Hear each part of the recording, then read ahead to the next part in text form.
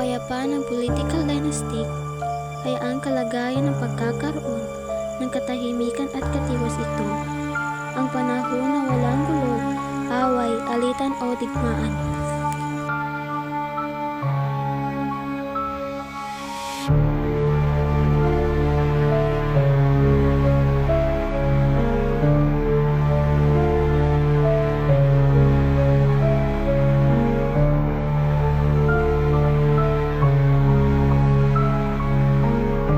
Kalinisan ay katangian ng estado ng pagiging walang dumi, kalat o anumang bahid ng karamihan sa kapaligiran o sa isang bagay at malaya sa mga mikrobyo, dumi, basurahan at anuman.